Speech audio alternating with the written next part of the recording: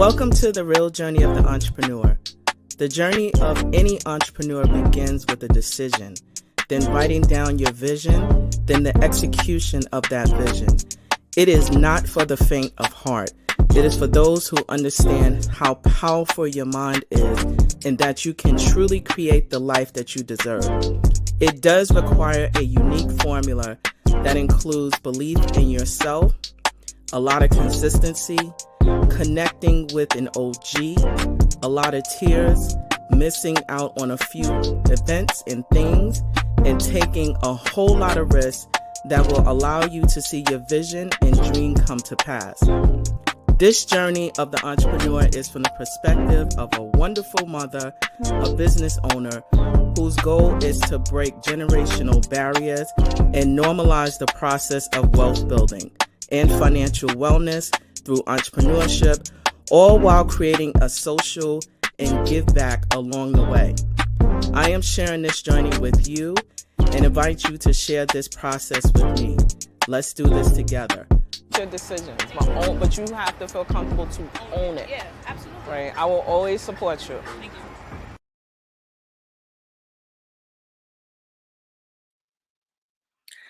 Well, good day, good people. I hope that you are doing well. I am so excited to have you join us for another episode of the Journey of the Entrepreneur. I always say I have the best seat in the house where I had the opportunity to interview entrepreneurs from all walks of life. And today is no different. I had the opportunity to meet our next guest virtually because we're still in this virtual world and at a conference, and was floored by just the energy one, but also the way he coached and encouraged us how to really sell our businesses. I have to tell you that I know that I have a gap in terms of, where I want to grow my business.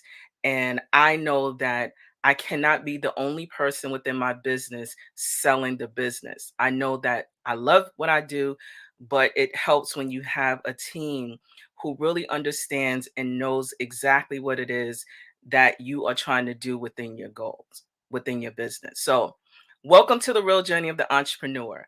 I have and am excited to bring on as our guest today Mr. Derrick Duplessy, who is the owner of the Duplessy Foundation. And I hope, Derrick, that I am pronouncing your last name correctly because I can be definitely challenged. So, welcome. It's Duplessy, but it's one of those things where, if you're really being real about it, it'd be Duplessy. But Duplessy. yeah, it's a French last name. I'm Haitian, but we Americanize it to Duplessy just to keep it simple. It's like Plessy versus Ferguson, you know. Aha. Yeah.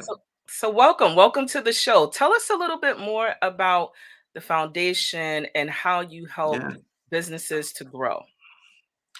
So we're a nonprofit. We've been around for a little over 11 years, and we focus on one thing, and that's helping women, immigrants, and minority business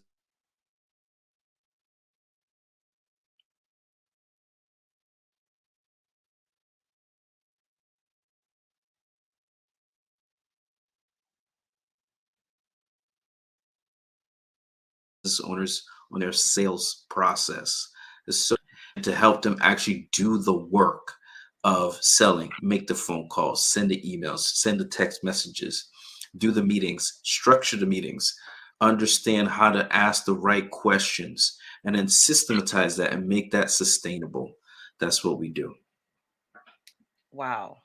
Okay. So why did you get started doing this? Well, yeah, wow. Let me go way back for you to really help you understand a little bit about who I am and what we're all about. Because, there's the short answer, but there's the real answer. Right. So, I grew up in Boston. Me and Bobby Brown, Mark Wahlberg grew up in the city. And what was amazing about that time was that there was a duality. So in 1994, I was in high school, and there was an article that came out in the newspaper, and it showed a prisoner versus us students in the high school, and that the state was spending more on prisoners than they were on students.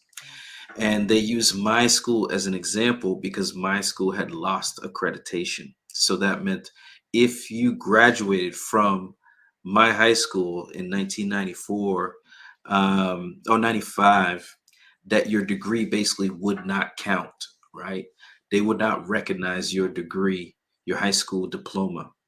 And so this was the first time this happened in Massachusetts, and it was bad. It was so bad that the parents actually sued the school, um, because they were like, "What the heck? You know, I want my child to go to college. I want my child to get a job, etc." Blah blah blah. So that was the backdrop of my childhood, and what was amazing around that time was that the school really recovered. There were a lot of professionals that said, nah, not on our watch. They came in, new principal, new staff, a lot of new teachers, and they turned things around. Now, during that time in high school, uh, I went to school with a cousin of mine. His name was Marco. And Marco was very popular. He was on a football team, he was on a basketball team. He was that dude, but he was also very quiet.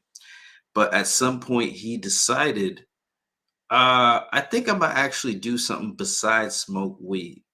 Mm. So he actually applied himself, and by the time we were both seniors at that high school, we were both in the AP classes. So I was very proud of him from afar because I was supposed to be the nerd. I was voted the most likely to succeed, and he was the jock just doing his thing. Um, but unfortunately, he got caught up with some older cats. They were playing uh, touch football or just pick up football. And the older cats said, "We're going to find you." The younger cats did not really take that seriously. And in the Archdale projects in Boston and Roslindale, they caught up with them. One dude with a knife, one dude with a gun, one dude with a bat, and the person with the knife caught up with him as he was trying to get into one of the projects, and they, everybody locked their doors because they were playing basketball, and everybody just ran wherever they could try to get into buildings. And so they closed the building on Marco. That was my cousin's name. And he got stabbed in the heart, and he died shortly after that. Oh, wow. And so for me, I saw that from afar, and I said, uh, I really want to help the people who are making an effort to do better. I didn't know what that was going to look like, um, but that was just my commitment at 17 years old. I said, I'm going to do what I can to help those that are trying to help themselves. So, long story short, career number one was helping youth get to college, like myself. I'm a first generation college graduate. So, I did that for a while. And then when I was managing 10 people, I was making $19,000 on a federal program.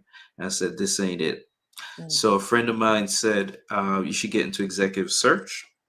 Didn't know what the heck that was, looked it up on the internet, and applied for a job at 4 a.m. And at 9 a.m., they called me in for an interview.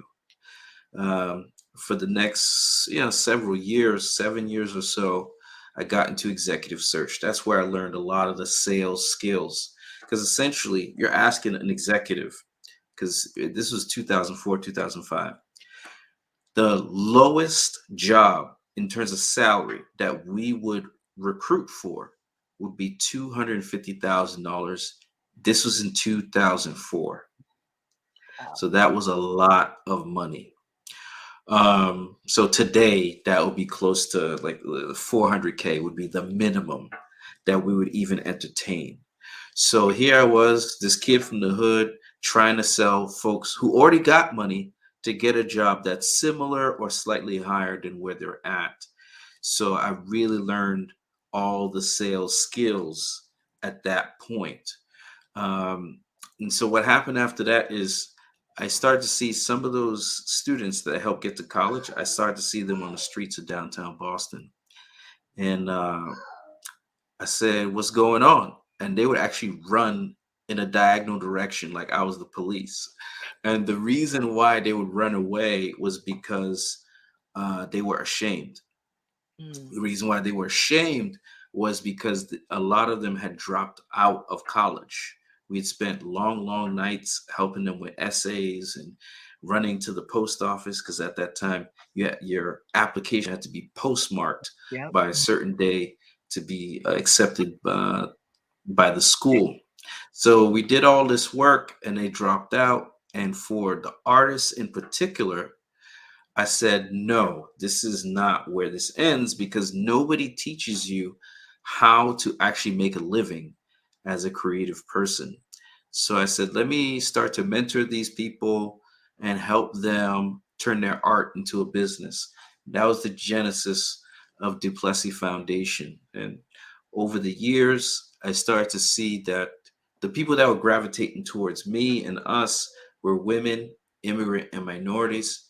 And I said, we're just going to call it out. That's who we want to focus on. That's who we want to help. That's who's coming to us. And over some time, we decided, yo, we're gonna focus on sales because so many entrepreneurs, I'll meet them at like an event like Score, for example, and they'll say, Derrick, all I need is marketing. If enough people see my stuff, that's all that needs to happen. It's just gonna magically people are gonna buy from me. And the bad thing is we were actually able to do that, but only for a very small percentage of people. We actually helped people get to $1 million on Kickstarter and those kind of platforms, but everyone else was left out. So we had a conference and it was about marketing. We had women, immigrant, minority business owners who are doing over $1 million a year present. And the magic moment for us, the unlocking moment, was when we asked, hey, can you pitch me and sell me your business? And we did that for like 10 people and nobody could do it. And I said, we're as a nonprofit, as an organization, we are going to focus on sales. This is the thing that nobody wants to talk about. Score doesn't do it. Business schools don't do it. It's only the most important part of business, but it's kind of a scary boogeyman. Nobody wants to touch it because you will get rejected, right? So over the last 6 years, we've helped uh, small business owners that are women, immigrant, and minorities generate $6 million plus in sales. So that's my story. I'm sticking to it. Hopefully that wasn't too long. And but No, I just wanna be a part of that crew that learns how to sell really well. In my opening, I can definitely attest to, some of my personal challenges. I have a team. mhm, But when it comes to really selling the business, I'm the person that is the one, right? And sometimes I may be working on a contract because I'm, MWBE certified and, just expanding the learning. And sometimes I may not mhm. get to it with the hopes that someone else can actually help to pitch. So I am excited, to do more of a deep dive in about the sales component because a lot of us, and myself included, get scared, right? When we Mhm. have to really talk about our business. Would you be able to just share, some of the things that you discover in terms of like that fear to sell your business? Yeah, sales is interesting because it forces you to face yourself, Mm, right? Ultimately, especially in the beginning, you're selling yourself. So if your offer is not on point and somebody tells you that or they don't respond, you feel like that's a personal attack. If if you're talking to the wrong people and they're not responding, you feel like that's a personal attack. Uh, if you're presenting in the wrong way, right? So you can have a great product or service, but you're presenting in a way that doesn't click with that customer. You feel like I am less than, or something's wrong with me. So for us, it's really about unlocking the answers to those questions and really holding folks' hands and saying, so tell me, who exactly is your customer? What problem are you solving for them? What's your offer?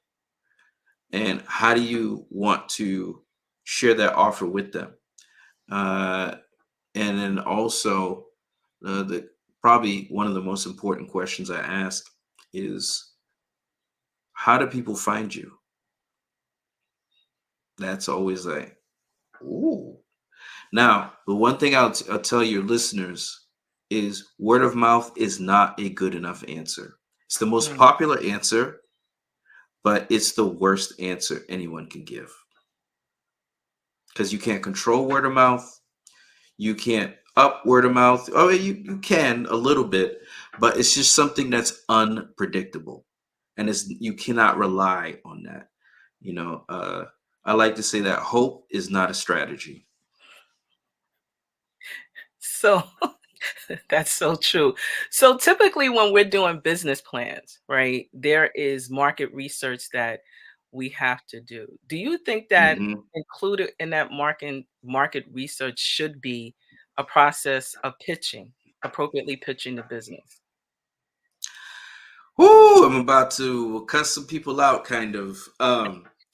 So to me, it's pretty simple. I believe in customer research or customer development, but Mm, I don't believe in market research. The market moves too fast. mm, So, one of the things I ask people to do, and hardly anybody does it, is find 10 people who your ideal customer and schedule a conversation with them and ask them what their problems and issues are and try to understand whether or not your service or product can help them, right? Most people don't do it because it's a lot of work. You got to convince people to spend some time with you. People are busy. That's the real work. Looking on the internet and seeing what other folks are selling and trying to sell the same thing. I'm not with that. You know, um, Business plans to me, I haven't seen one where I was like, oh, that is this is going to be the framework and this is going to be what makes this business successful. It's usually, in my opinion, business plans are a waste of time.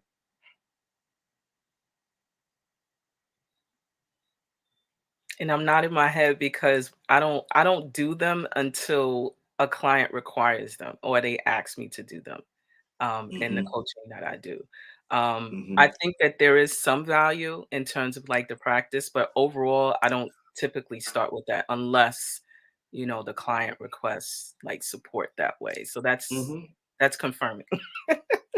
Yeah, I'm a fan of strategic planning, but only after you have sold.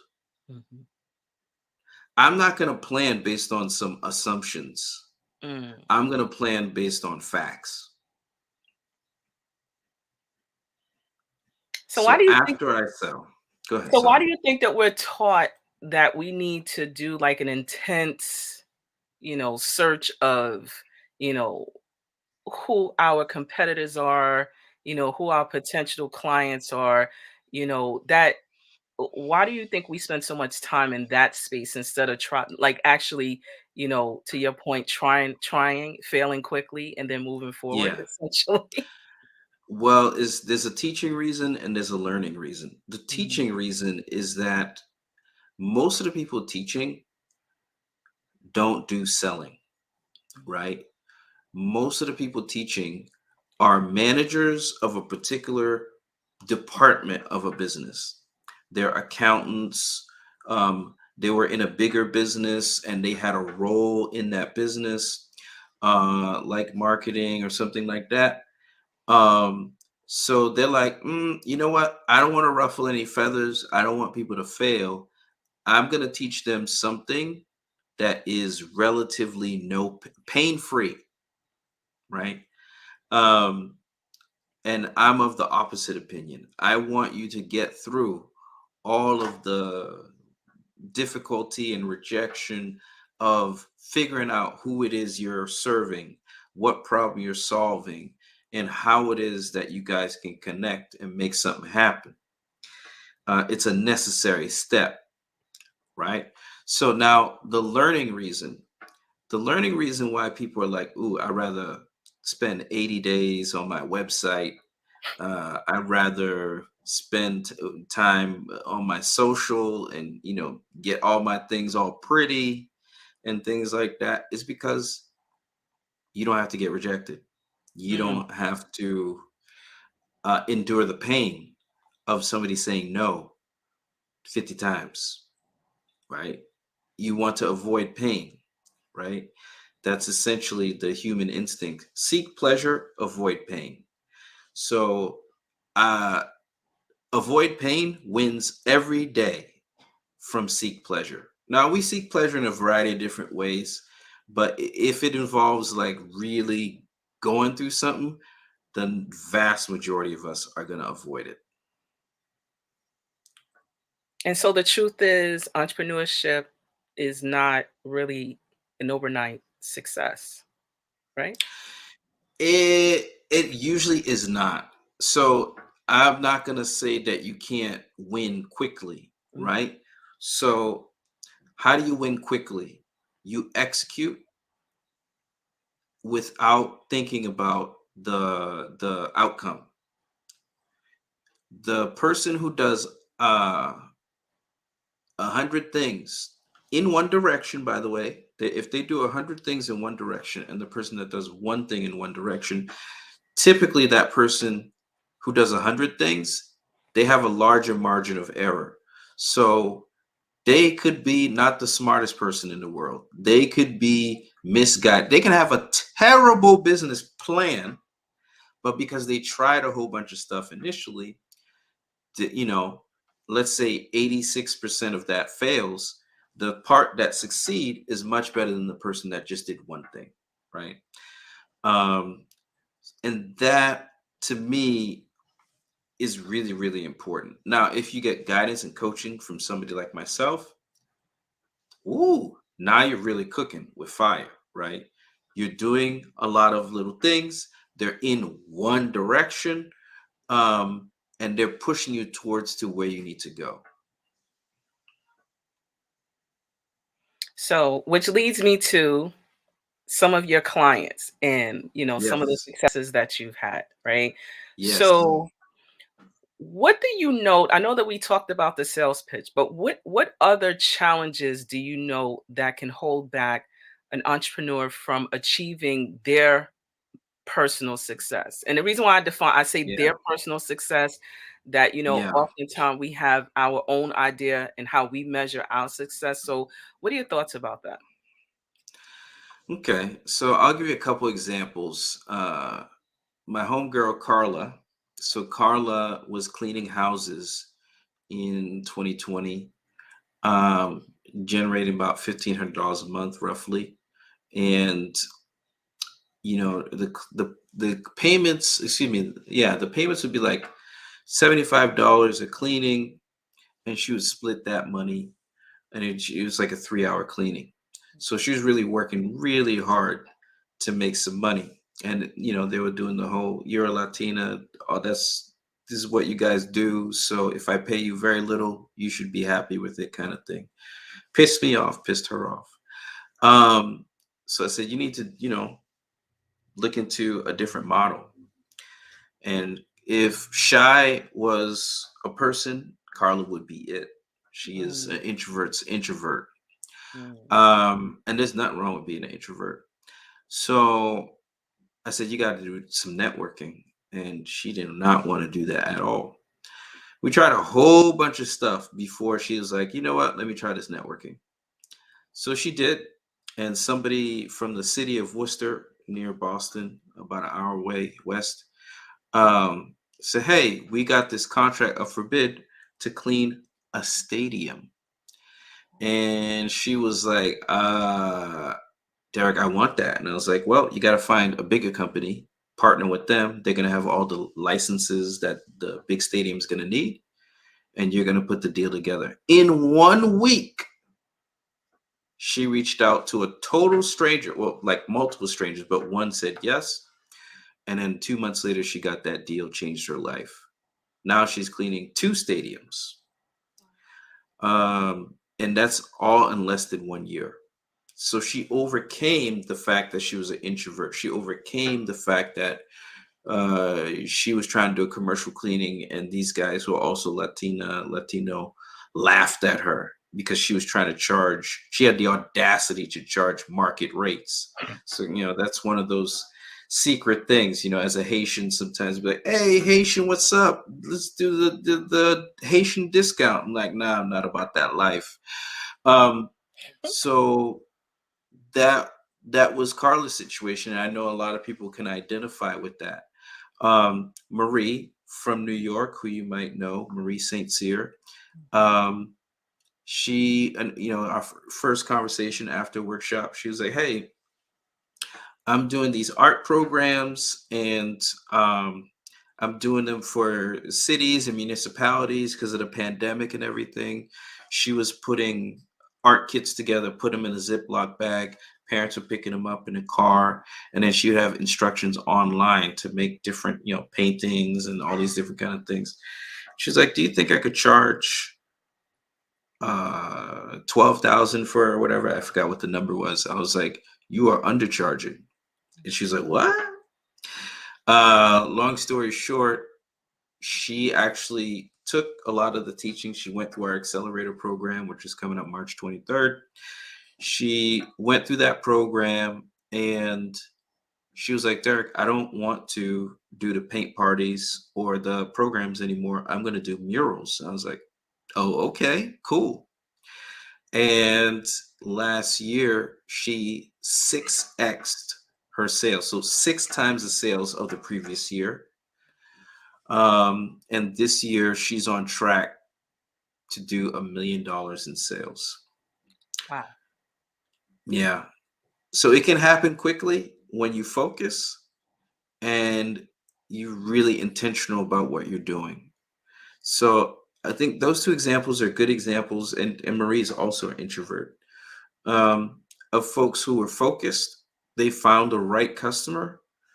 They figured out where they can add value, and they were able to succeed. And it's Carla, like 5 extra sales, and then Marie 6 extra sales. So I think those are two good examples of folks that were able to make the change and go through the journey. So as a follow-up, during the conference at the Power Forward conference, you asked one of the participants, how much Yes. do you want to make? I was Yes. and I was really curious about, the why that was like one of the questions as to how much you Yeah. want to make. What why that question? Well, the advice and the coaching is going to change based on your goal. If you told me I need to make $1, I'll say, okay, and call your mom, right? If you said I need to make $100,000, now that's a different conversation. I think everything starts there for me to understand. All right, how much do you want to make? How much are you making now? And then we can go from there. And what if the client doesn't really know what they're actually worth? Well, they're worth they're priceless as a human being, Right. but uh, it's really about starting where you are and saying, "All right, can we double that?" Right. So if you're at 50, how do you get to 100? If you're at 100, how do you get to 200? So on and so forth. That's sort of a natural thing that people can understand. Even if they don't hit that number, let's say you're at 500 and you want to get to 1 million, slightly harder, but it just gets you to a place where we can have a starting point for a conversation. Okay. So I know that I don't really want to let you go. but we're time.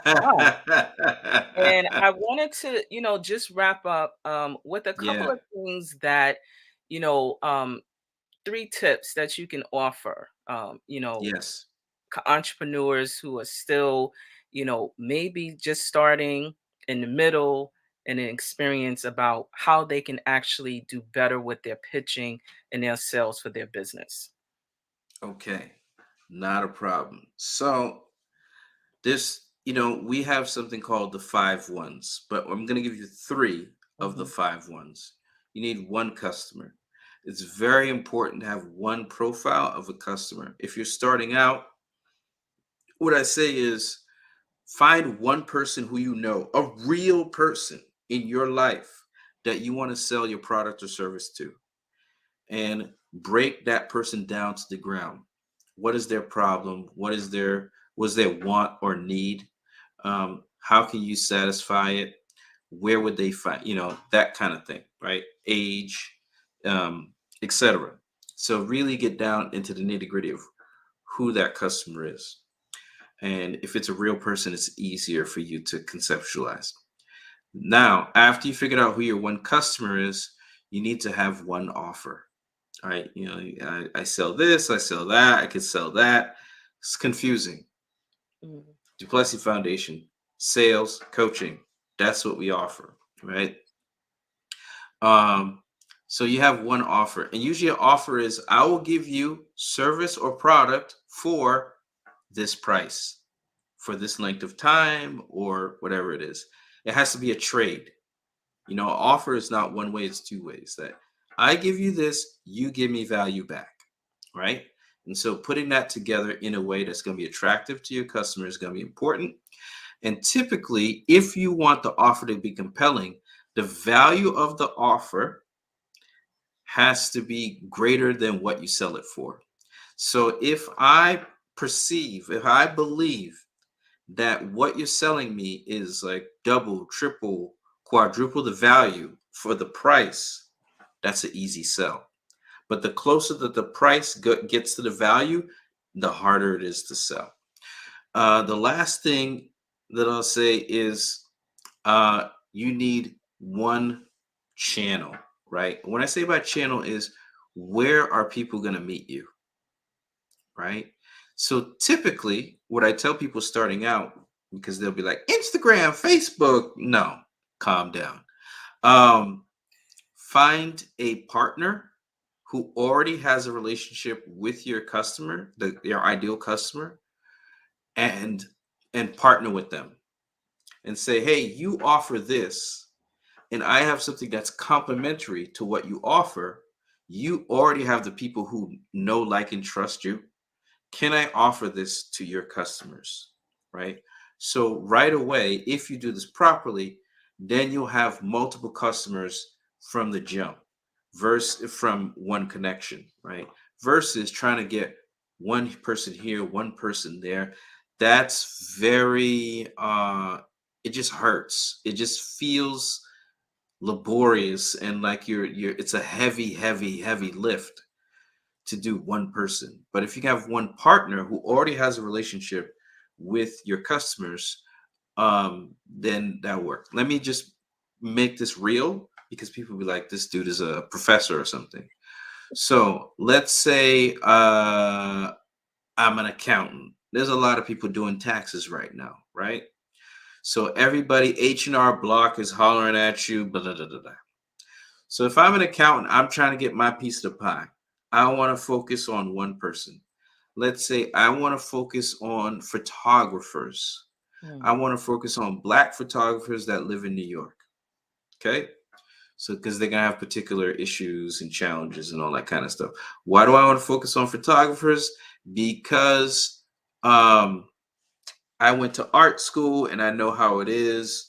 It's really hard for people to really understand their numbers. It's just something that they think about when the IRS comes for them, or they just remember in September and the deadline passed, right? So want to focus on Black photographers who live in New York. Cool. Now, what's my offer? My offer to them is I'll take 10% of their refund and I will double whatever they, this is just the offer. I'm not an accountant. I'm just Mhm. making this up. I'll double what they made last year in their refund, and I'll take 10% of that, right? And then they're like, okay, if Derek doubles it and he takes 10, that works for me. And then how am I going to find these people? What's the channel? Well, I'm going to find a Black Photographers Association. I'm going to reach out to them and say, yo, this is my offer. Would this be interesting to you? Boom, there it is. Wow.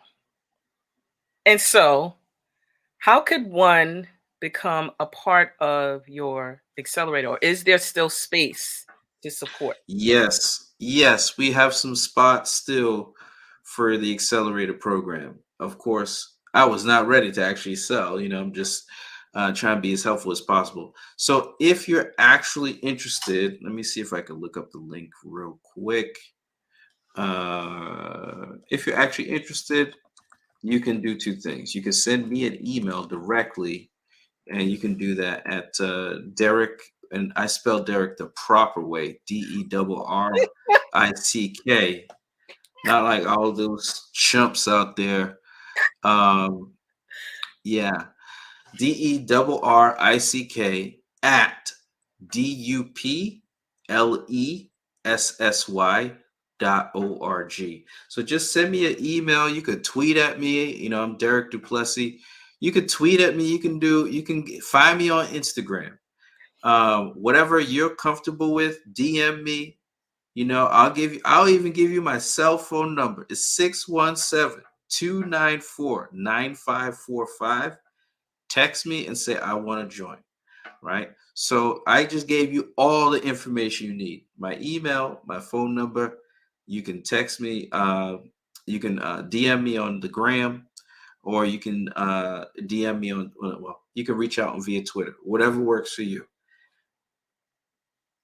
There you have it, folks. And I appreciate all of that information sharing. But I've got Yes, like maybe three more questions for you, some of rapid course. fire I'm here for you. Yeah, one word questions, because we no doubt. we learned so much about who you are, and thank you and appreciate you sharing. Um, what do you do in your downtime? Mm, there is no downtime right now. So I'll tell you what happened. I usually go to sleep around 8, Mm, 8:30. Why? Well, I just do that normally, but also I can wake up at 2 o'clock, 3 o'clock in the morning. And I woke up at 2 today. And then I got to the home office. That's where I'm at right now. And I got to work because my son is sleeping. He's 1 years old. mm. So he's sleeping. My wife is sleeping. So for that 2 hours or so, maybe 3 hours that I have, that's my opportunity to do work within a quiet atmosphere. So I do that. But if I'm not working, and I'm working a lot, I'm walking, I'm running, I'm getting into writing. So I'm starting a program called Ship 30 for 30, where I'm going to write on Twitter for 30 days straight. Mm. So I'm just trying to get my skills up. I know I'm still a rookie in the game, and I want to continue to get better. But if I'm not working, I'm usually doing something with my family. If I'm not doing something with my family, I'm usually uh, doing some kind of walking or skill development. That's me. So, what's your preference, pizzas or burgers? Mm. For myself, burgers all day. If it's family, right? It's pizzas. That's what you could share. So that's a very controversial question. You can split the burger. Oh no, it's not the same. It's not the same. You know, cut a sandwich like that in half, and it's like, where's the other half? That's what you say. But with a pizza, you get a whole slice, unless you're one of those people that cuts the slice in half because you're on a diet. And God bless you. That's cool. That's cool. I know in New York, y'all got this thing. What? They didn't fold the pizza? What's wrong with them? I don't- You have to fold the you pizza. gotta That's fold the that's the New York pizza. thing. Yeah, that Yeah. surely is. Smoothies or ice cream? Uh I love ice cream. I just went to North Carolina and I found this cupcake place. What they do is cut the cupcake in half, and on the bottom of the cup is a cupcake, and they put 2 scoops or three Mm, scoops of ice cream, and on top is a cupcake. That's my new jam right now. That's they're based out of Asheville. I think it's called Little Cupcakes. That's the new jam right now. So I'm sort of messing with your question, but yeah. that's the hotness. That's the hotness for you, but that'll probably blow Yeah. up my stomach. I have to get some non. Yeah, it blew up my stomach too, but you know what? If I do that like once a quarter, I'm okay with that.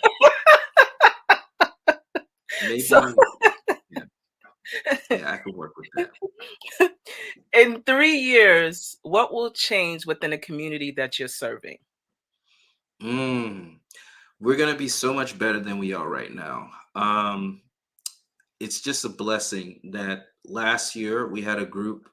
There's about 12 business owners that we work with in our Accelerator Program.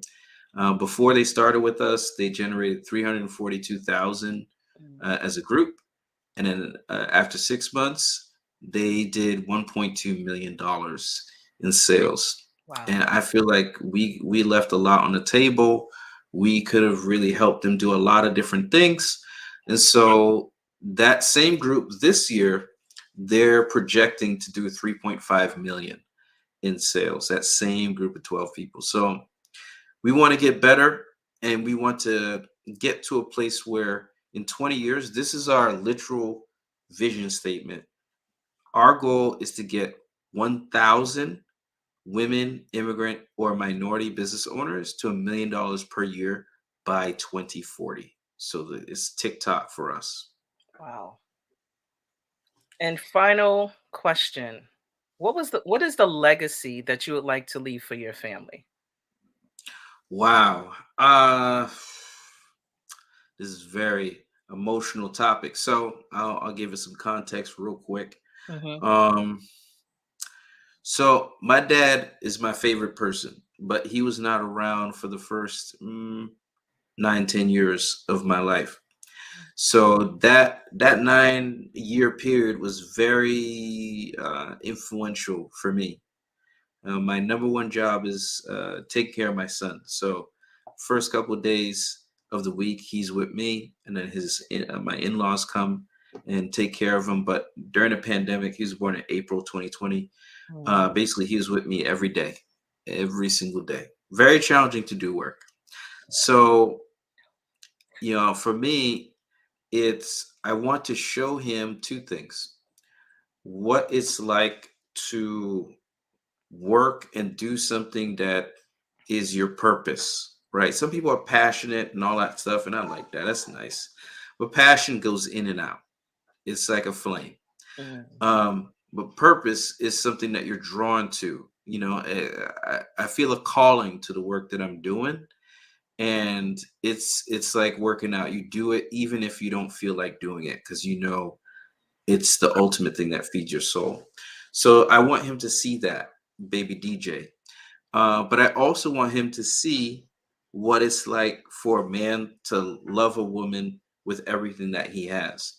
And the backstory for me is not only was my dad not around early on in my life, but on my mother's side, we're more close with for that reason. All the dudes basically got a girl pregnant and bounced, Mm, and so the women, to their credit, are doing incredible things. But the Brahmins on that side of the family not really cutting it at all.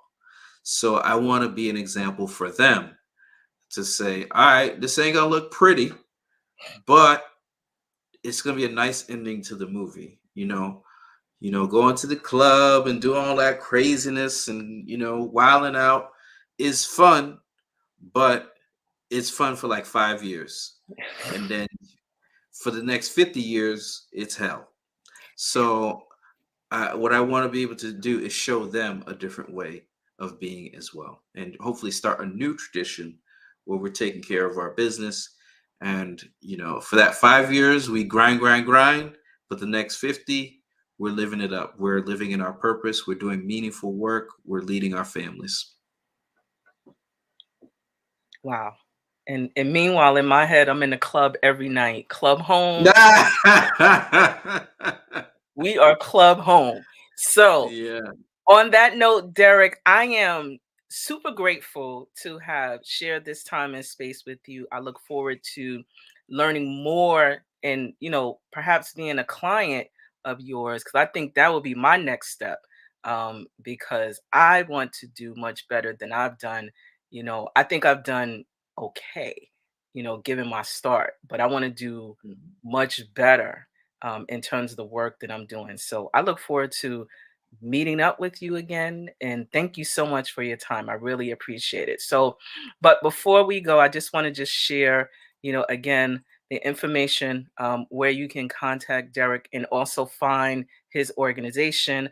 Again, that is an opportunity for you to just support and learn and grow and scale your business. So, on that note, Derrick, thank you so much for joining the journey of the entrepreneur. And I look forward to talking with you again soon. It's my pleasure, Nita. Thanks so much for having me. All right. Take good care. So here we are. It is the end of the show.